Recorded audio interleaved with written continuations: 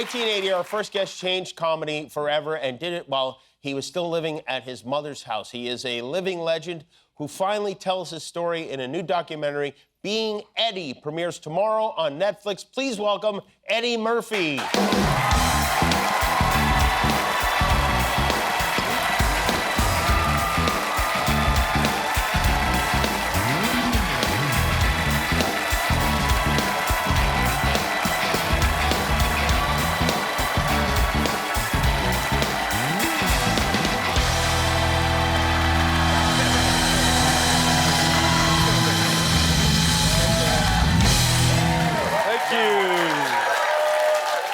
Very happy to have you here. Thank you for being here. Yeah, man.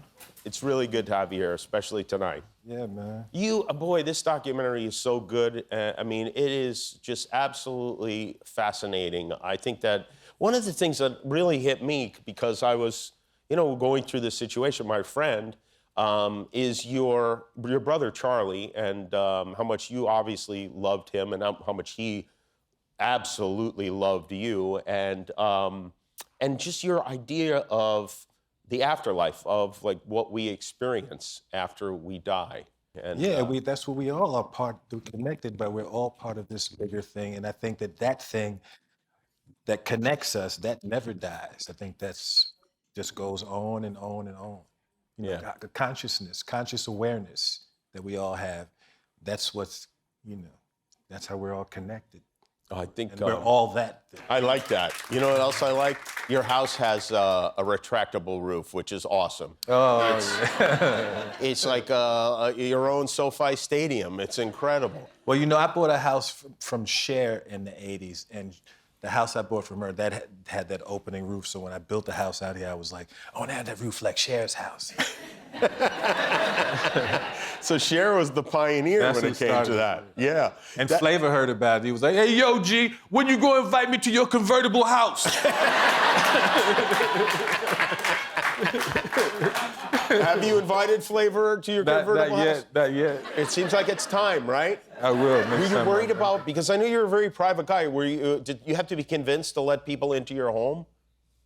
The documentary started off, I wasn't even thinking, people going to be coming in the house and stuff like that. The documentary, when we started doing it, it was supposed to be like, okay, I'm going to go back and do stand-up, and we're going to monitor, we're going to go and document all the steps getting back to the stage again.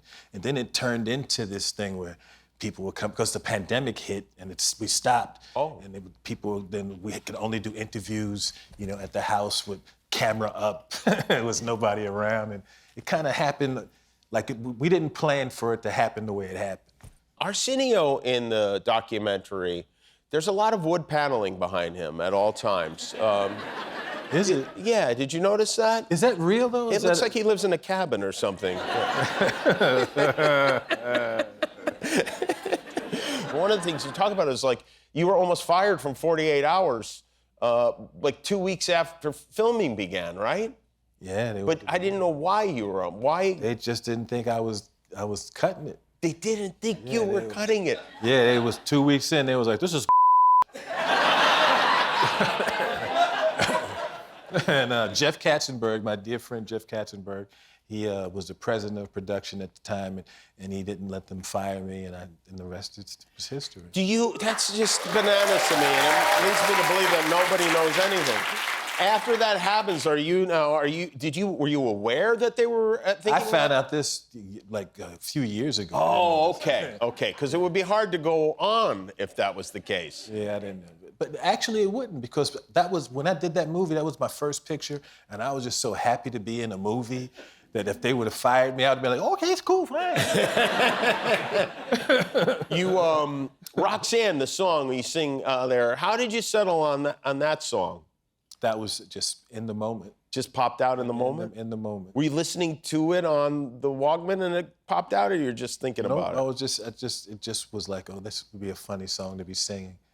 I knew that because he was going to hear me before you saw me. And it was like, okay, that'd be funny to hear that coming through the horn. So you were kind of directing the movie as you were acting in it, too. And did you ever talk to Sting about that? Because I think that your scene is more famous than the actual song. That's how I learned about the song. I never talked to him about it, but I know he made some paper off it. Coming to America, I was interested to learn is, you know, there are a lot of people who claim to be like Prince Akeem was based on me, but you said that it was based on, the story was based on you. It was on your personal life. Absolutely, yeah. But that movie, more than any picture I did, got so many people came out that said that they were the real. I got sued by all these different people. They were like, I was the real king from Africa. I would be out and African people would come, Eddie, that is my life. You stole it from me. That's me, Eddie. You said nobody had more fun than you did in the 80s. Nobody. But you were not drinking or doing drugs. But back then it was no crack yet. There was no AIDS. There was none of that. It was innocent. Like the #1 record was All Night Long by. That's how innocent the times were, you know. And just nobody had more fun. And we was laughing all the time between me and Charlie and Mooney and my Uncle Ray, and we just laughed constantly. I feel like there was laughter all the time. I feel like there's more than just laughing, though. I feel like all night long meant like all night long. You know what I'm saying? Oh yeah, it was lots of girls around. Yes, that's kind of what I was thinking. Yeah. How many was the most? How many girls were around? No, How many girls would I be with? Well, you know, I wasn't into the whole, you know, get a group of chicks and stuff. You know what they used to call me? And this is true, the gentleman's gentleman. Really? That they would tease me, they would say, you're the gentleman. The gentleman's gentleman. I'm the gentleman, and I'd be like, I was a gentleman, you know, opening the door and tip it. They'd be teasing me. Do you know who you just tipped your hat to? You were friends with Todd Bridges, who played Willis on Different Strokes. I wasn't friends with him, I knew him. You knew him, but you knew him enough to care about him. You knew him enough, according to Todd anyway, to say, hey, like, this kid's got a problem and we need to do something to help him. And you know, I heard that story and I don't remember that. Well, Todd says that... I know he says that I did an intervention and I had Rick James go to him. Yeah. Now, I don't doubt that may have happened, but I would have never have sent Rick to... You didn't send Rick to... Yeah. But that may have happened. Because he did... I know he said that I sent Rick, but I didn't send Rick. Because he did say Rick came to his house and he said, hey, where are your drugs? And he brought out his drugs and then he did all his drugs. He took his drugs and he went home. And that's hysterically funny. I wish I would have sent him. That's such a great story. All right, we're going to take a break. Eddie Murphy is here with us, folks. Eddie is his documentary. It comes out tomorrow on Netflix. We'll be right back. Around 12 or 13, I started saying I was going to be famous. And then I started saying, when I'm 18, I'm going to be famous. That was my mantra. And I really, really, really, really believed it with every fiber. It was like, what if you don't get famous was like, what the are you talking about? I'm going to be famous. That's Eddie Murphy in his documentary, Being Eddie. It premieres tomorrow on Netflix. Where do you think that, have you ever thought, like, where did that confidence come from? No, it wasn't confidence. I knew it. It's beyond confidence. It was more clairvoyance than confidence. Yeah. It was like I just knew it deep down in my blood that I was going to be. Do you think it happened because you knew it, or you think you knew it and then it happened? I think it happened. I think it was just like that. You know it and you put it out there. I think that's how everything happens. You put it out there and it happens. I put it out there. You said you wanted to be as funny as Richard Pryor, which I did not achieve. But if not, you got real close. Cool like Elvis. I know. I think I'm cooler than Elvis. I think so too. Not early Elvis, but Elvis in those jumpsuits and all that. Elvis towards the end. Elvis on the toilet. He can't with me. And as big as the Beatles. And yeah, I mean those are pretty lofty. They're pretty goals. lofty aspirations. Yeah. You had an Elvis collection, right? You had like memorabilia of Elvis stuff. I did. I had a necklace. I had Elvis's. And I had some Jimi Hendrix stuff, too. I had a Jimi Hendrix carpet and one of his vests. I used to collect stuff like that. You don't have that anymore? I don't know. They stole it over the years. I don't know where that is.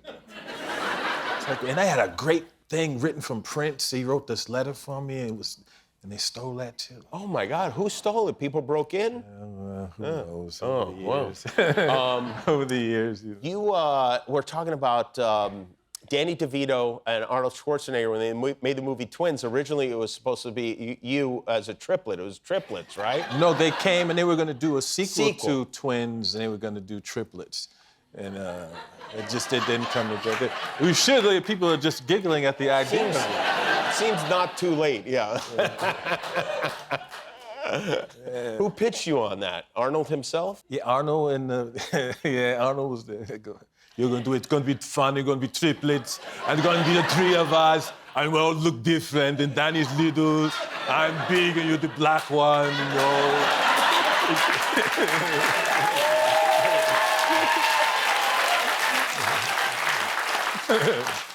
I was like, but wait a second, y'all a little older than me. How are you gonna be triplets if y'all, 20 years old? We work it out. We figure it out some kind of way.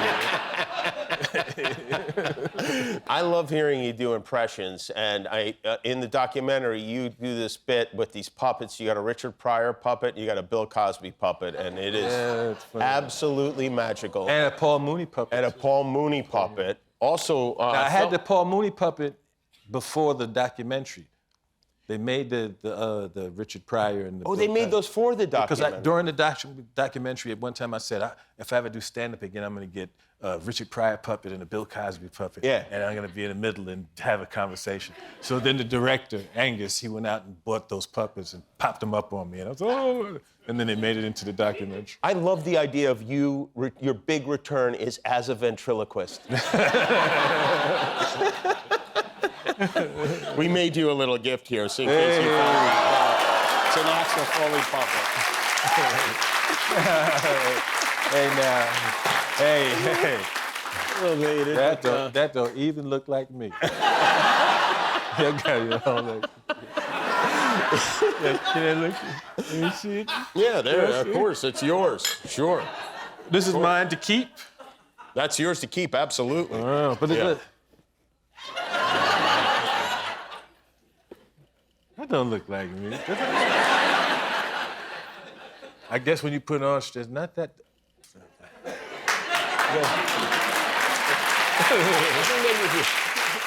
If you give him the glasses, you might look more like each other, possibly. Yeah, that's kind of creepy. Yeah. Let's do the rest of the interview like. A couple other things I want to mention. First of all, I don't know which one to talk to. You guys. Jimmy Kimmel. You guys. That's hilarious. I was a. No, I don't want to sit here the whole time with it. Can we put it on the side? Yeah, you put it on the side and I'll take it later. Yes, we will. Guillermo, come hold little Eddie, will you? Yeah. Yes, Guillermo. I'll take you with me. Yeah, Guillermo. All Now, right, Eddie. I'll take You know what? Y'all gave me a really strong chin. We thought you might appreciate that. You gave me like a Lionel Richie chin.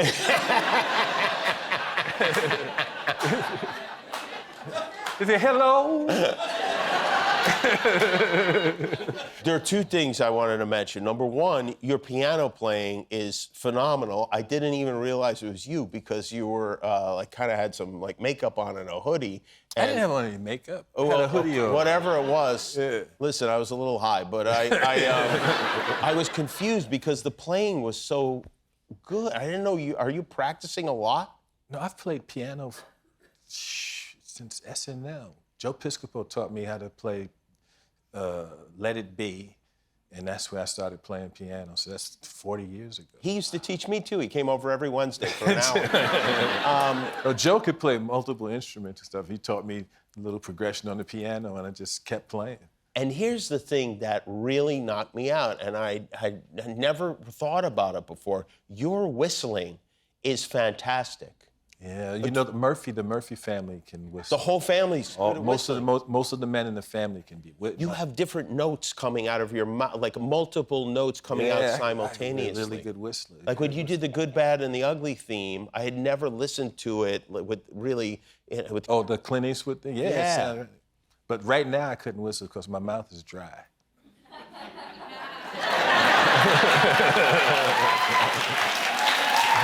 It's not gonna be good.